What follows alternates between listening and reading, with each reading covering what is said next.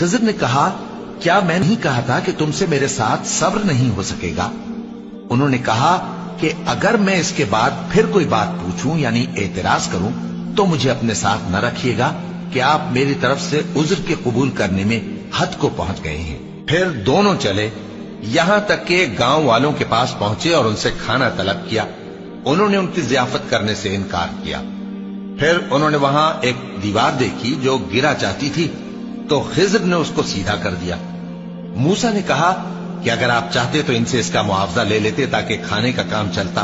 खिज़र ने कहा कि अब मुझ में और तुम में अलहदगी, मगर जिन बातों पर तुम सब्र न कर सके मैं उनका तुम्हें भेद बताए देता हूं कि वो जो कश्ती थी गरीब लोगों की थी जो दरिया में मेहनत करके यानी कश्तियां चलाकर गुजारा करते थे, और उनके सामने की तरफ एक बादशाह था जो हर अच्छी कश्ती को जबरदस्ती छीन लेता था।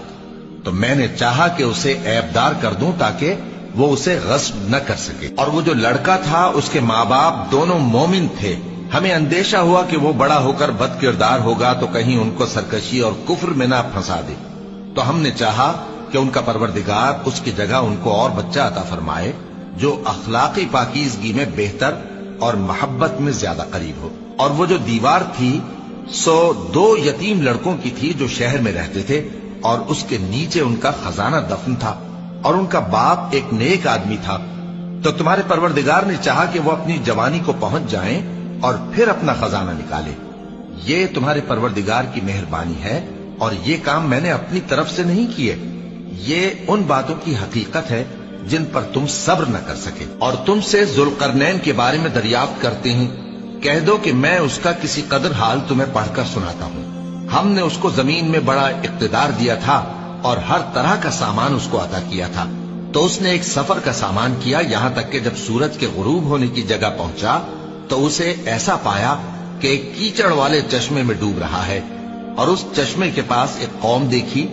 हमने कहा, जुल्करनैन, तुम इनको खा तकलीफ दो खा इनके बारे में भलाई इख्तियार करो, दोनों बातों की तुमको कुदरत है।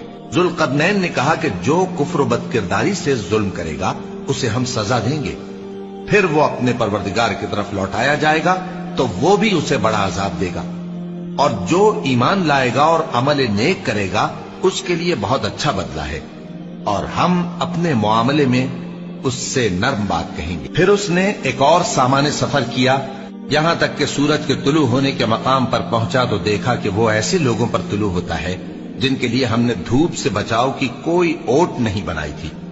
हकीकत यूं ही थी, और जो कुछ उसके पास था हमको सबकी खबर थी। फिर उसने एक और सफर का सामान किया, यहां तक कि 2 ऊंचे सीधे पहाड़ों के दरमियान पहुंचा तो देखा कि उनके उस तरफ कुछ लोग हैं कि बात को समझ नहीं सकते। उन लोगों ने कहा कि ऐ जुल्करनैन, याजूज और माजूज इस इलाके में फसाद करते रहते हैं, भला हम आपके लिए खर्च का इंतजाम कर दें कि आप हमारे और उनके दरमियान एक दीवार खींच दें। जुल्करनैन ने कहा कि खर्च का जो मकदूर अल्लाह ने मुझे बख्शा है वो बहुत अच्छा है। तुम मुझे कुव्वत बाजू से मदद दो, मैं तुम्हारे और उनके दरमियान एक मजबूत रुकावट बना दूंगा। तुम लोहे के बड़े बड़े तख्ते मेरे पास लाओ। चुनाचे काम जारी कर दिया गया, यहां तक कि जब उसने दोनों पहाड़ों के दरमियान का हिस्सा बराबर कर दिया और कहा कि अब इसे धोको, यहां तक कि जब उसको धोंक धोंक कर आग कर दिया तो कहा कि अब मेरे पास तांबा लाओ कि उस पर पिघला कर डाल दो। फिर उनमें ये कुदरत न रही कि उस पर चढ़ सकें और न ये ताकत रही कि उसमें नक्ब लगा सकें। बोला कि ये मेरे परवरदिगार की मेहरबानी है।